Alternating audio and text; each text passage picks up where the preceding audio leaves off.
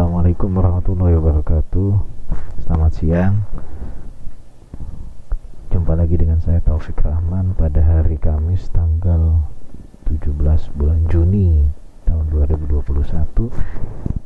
Siang ini saya akan menerangkan tentang melanjutkan jaringan komputer pertemuan ke-13, yaitu tentang routing fundamental. Sebelum ke materi, saya akan mengacu pada RPS RPS pada pertemuan ke-13, yaitu mahasiswa mampu menjelaskan mengenai mekanisme dasar dalam proses routing.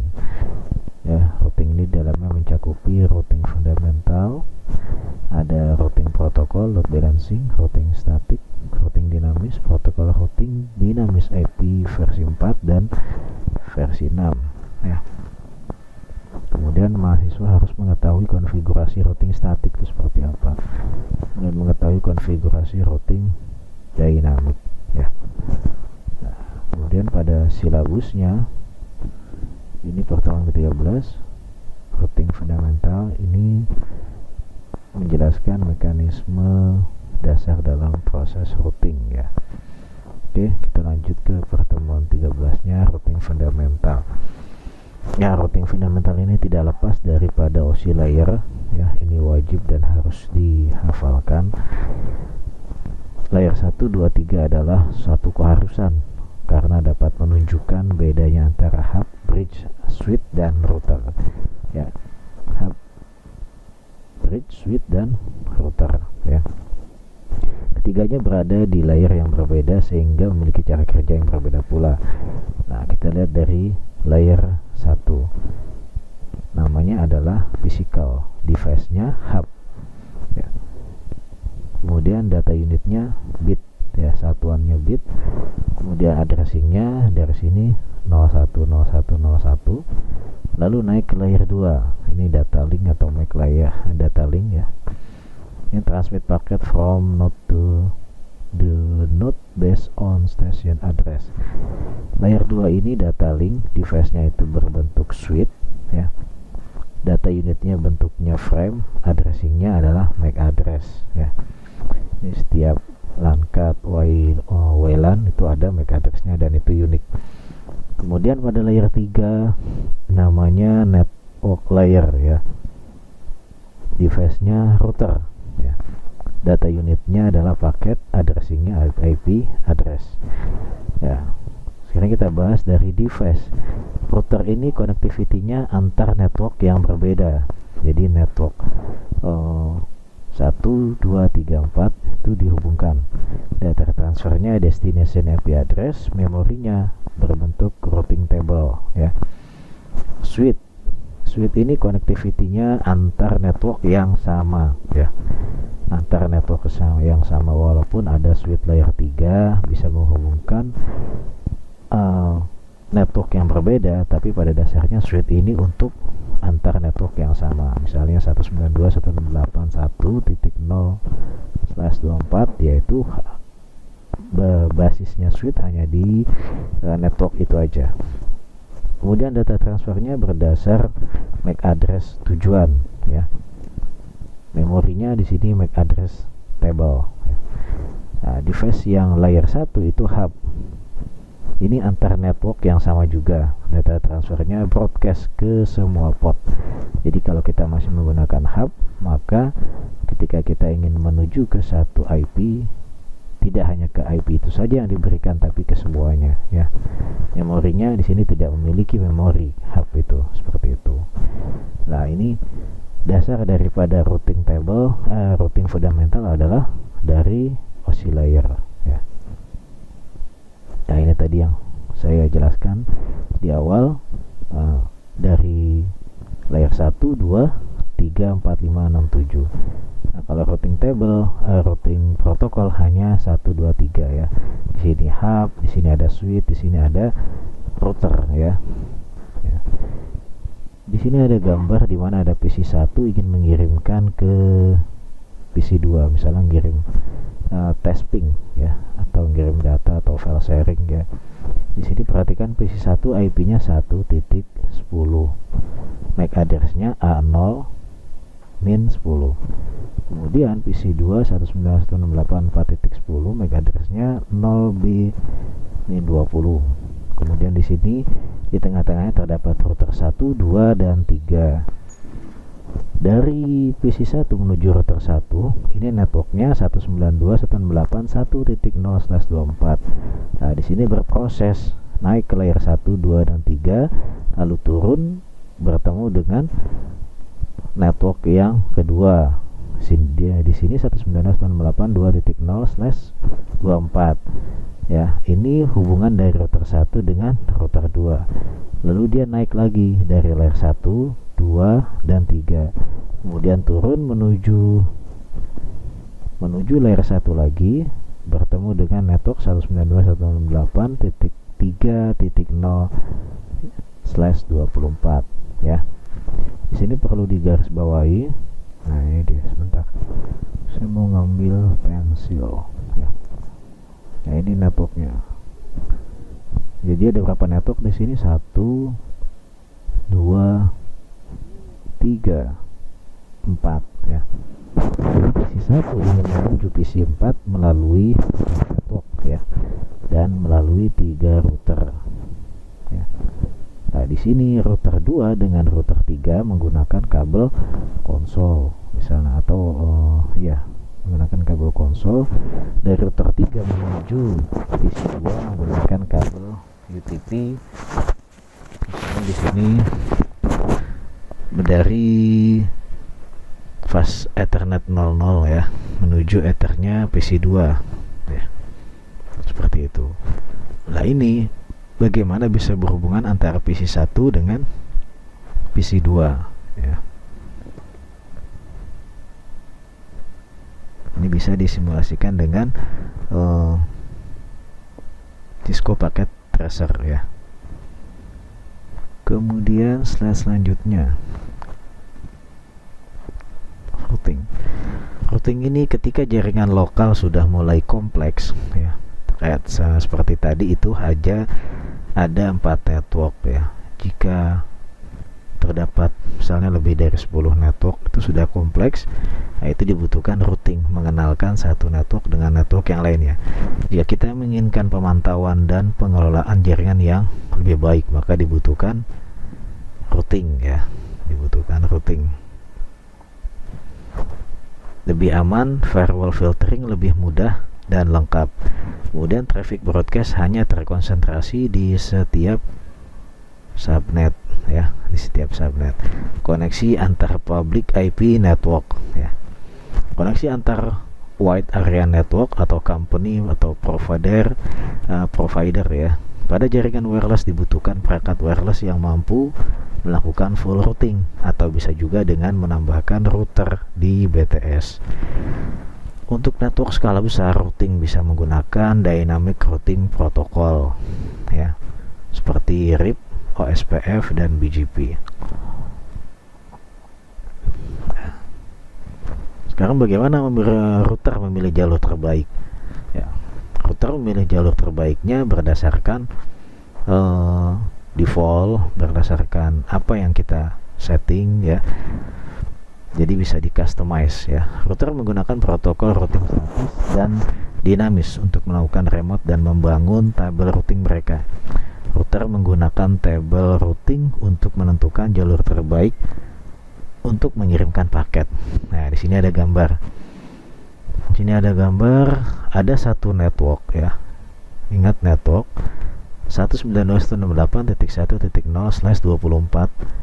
Kemudian di sini ada network lagi 192.168.3.0/24. Ya, ini jelas network yang berbeda. Dihubungkan di tengahnya ada network 192.168.2.0/24. Ya, melalui router 1 dan router 2. Nah, inilah seperti ini routing terjadi ya. Jadi sudah ada 2 simulasi yang dapat diterapkan pada paket tracer ya. Selanjutnya, jalur terbaik yang dipilih oleh routing protokol ialah berdasarkan nilai atau metrik yang digunakan untuk menentukan jarak untuk mencapai jaringan.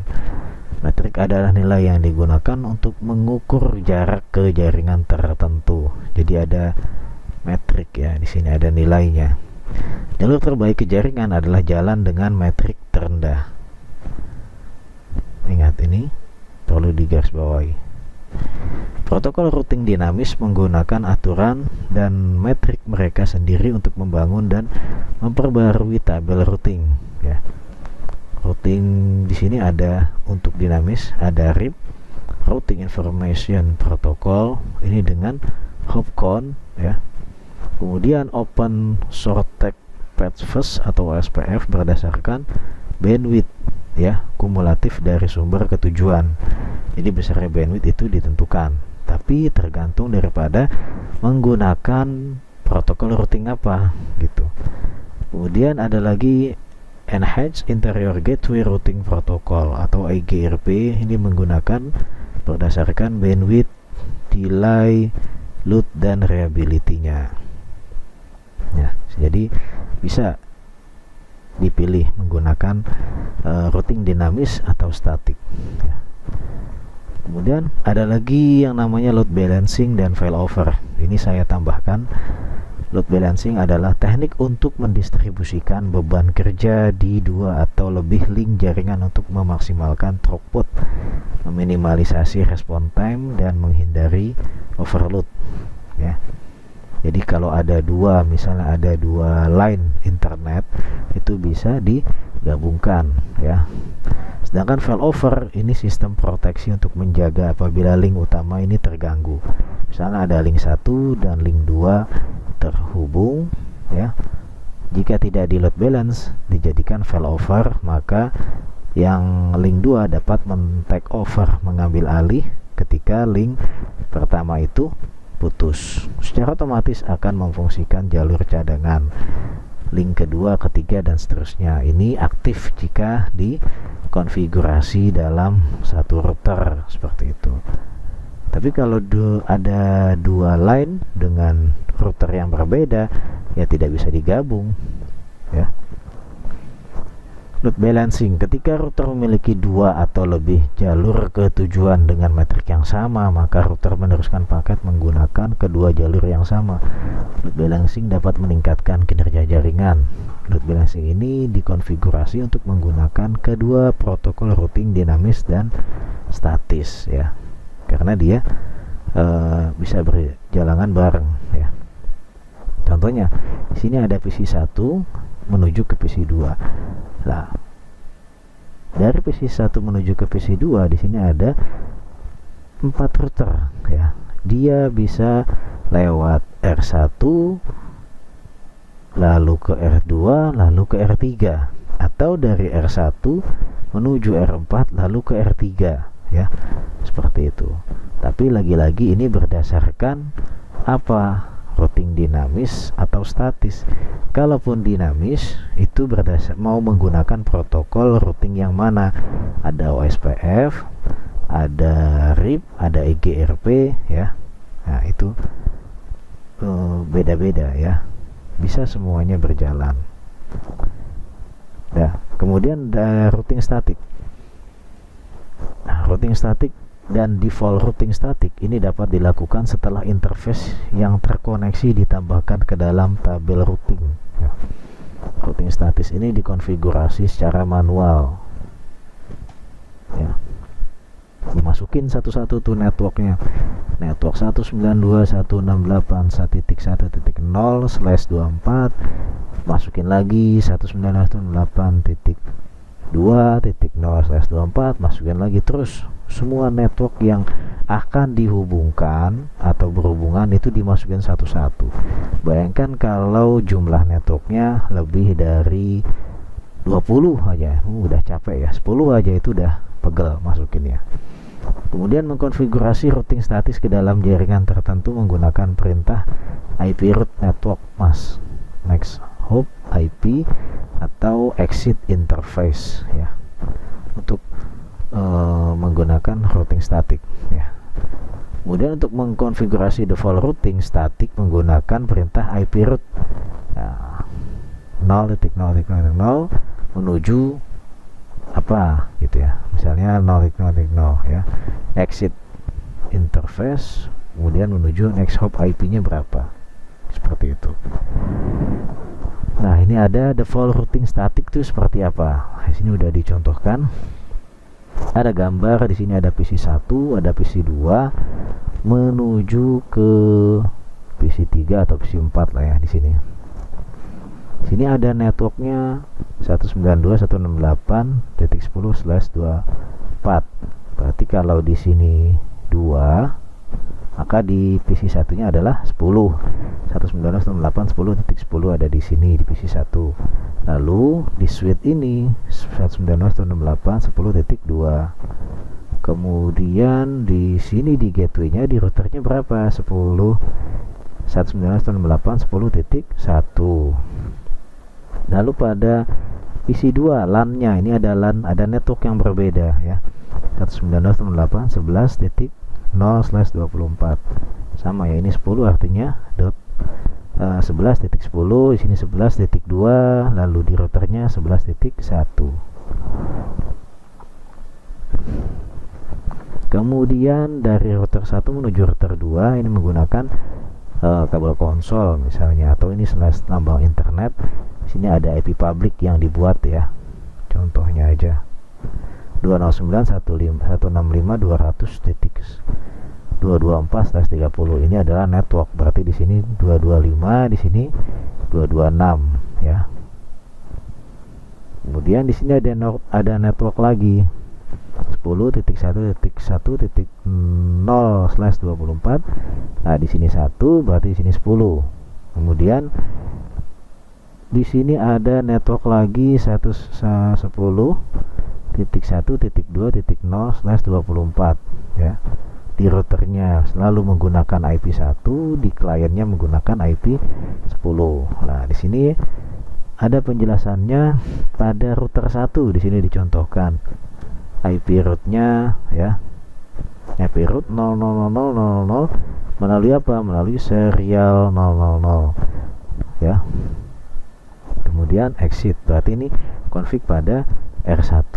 Jadi semua atau setiap IP yang mau keluar itu melalui interface serial 0.0.0 ya, melalui sini, melalui IP 209.165.200.225 ya.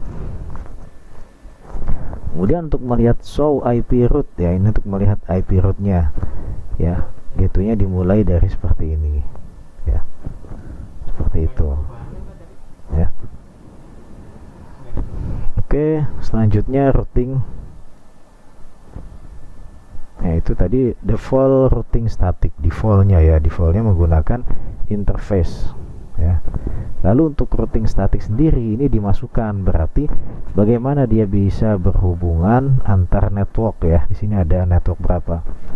1, network 10, saya katakan di sini network 10, network 11, network 1, lalu ada network 2 ya. Ada config R2 ya, di R2 ini mana R2? Nah, di sini berarti ini kita kenalkan IP network daripada ini ya, 192.168.10.0/24. Ini networknya, ini subnetnya ya, melalui kabel interface serial 000 ya, config yang ada di R2. Kemudian di R2 juga dimasukkan jaringan ya, networknya 192.168.11.0/24 dengan IP address ya, seperti itu. Lalu exit, jangan lupa disimpan ya, write misalnya seperti itu. Lalu dilihat show IP root, hasilnya seperti ini tidak ya. Kalau seperti ini nanti ada hasilnya ini yang ada label S static ya, seperti itu. Oke, lanjut. Routing dinamis tadi itu routing static. Jadi semua network atau semua IP network ya, network address yang berhubungan atau ingin dihubungkan itu semuanya dimasukkan satu-satu ya. Routing dinamis ini digunakan oleh router untuk berbagi informasi tentang reachability dan status jaringan jarak jauh. Routing dinamis digunakan untuk memelihara dan memperbarui tabel routing mereka secara otomatis. Ya. Nah, ini Dynamic Routing Protocol. Dynamic Routing Protocol atau protokol routing dinamis itu dibagi menjadi dua. Ada yang namanya Interior Gateway Protocol dan Exterior Gateway Protocol. Interior itu yang berhubungan di dalam satu jaringan sendiri. Kalau eksterior yang digunakan untuk berhubungan dengan jaringan di luar. Contohnya beda ISP Indosat dengan Telkomsel, maka ketika berhubungan mereka harus menggunakan BGP, ya. Nah, ketika di dalam suka-sukalah dia mau pakai routing protokol dinamiknya berdasarkan distance vector protokol atau link state protokol. Ya, kalau dia pakai distance vector protokol itu bisa menggunakan RIP, ya, bisa menggunakan IGRP, lalu turunannya yang terbaru ada EIGRP dan RIP versi 2. Dan untuk link state juga bisa digunakan di dalam, ya, OSPF dan ISIS. Jadi jika untuk di dalam suatu jaringan yang kompleks dalam satu ISP misalnya atau dalam satu office, itu bisa menggunakan ini semua. Silakan dipilih, bisa OSPF, ISIS, EIGRP atau RIP versi 2. Nah, untuk berhubungan dengan network yang di luar atau AS yang autonomous number yang di luar menggunakan BGP seperti itu. Nah, berdasarkan daripada jenis routingnya dibedakan menjadi dua, ada IGP, ada EGP. IGP Interior Gateway Protocol ini menghandle routing di dalam suatu autonomous system atau satu routing domain, ya. Dapat dikatakan bahwa IGP adalah routing yang bekerja pada jaringan milik kita atau antar router yang masih milik kita, ya. Misal sesama di dalam XL, di dalam Smartfren, di dalam Indosat, di dalam Telkomsel, ya, itu menggunakan IGP Interior Gateway Protocol. Nah, kalau EGP Exterior Gateway Protocol menghandle routing antar autonomous system, antar domain routing. Dapat dikatakan bahwa EGP itu routing yang bekerja atau antar jaringan kita dengan jaringan orang lain, ya, seperti itu. Nah, protokol routing dinamis IP versi 4 itu termasuk di dalamnya ada IGRP, ada OSPF, ISIS dan RIP, ya. Nah, untuk mengkonfigurasinya ketika kita sudah memilih router, kalau dalam paket tracer R1 config misalnya router tanda tanya. Nah, nanti keluar di sini mau pilih yang mana, BG, IGRP atau OSPF, ya, seperti itu. Oke. Router Cisco juga bisa mendukung protokol routing versi 6, ya. Ini versi 6 menggunakan OSPF versi 3 dan EGRP untuk IP versi 6-nya. Nah, config-nya ketik aja di routernya setelah masuk dalam config itu IP versi 6 perlu spasi router, spasi tanda tanya. Jadi tinggal dipilih mau pakai yang mana, EGRP, OSPF atau RIP. Ya, seperti itu. Sekian dari saya. Jika ada pertanyaan silahkan ditanyakan, ya, di menu e-learning bsi.ac.id, ya. Oke. Jangan lupa dikerjakan tugasnya, ya. Sekian dari saya. Assalamualaikum warahmatullahi wabarakatuh.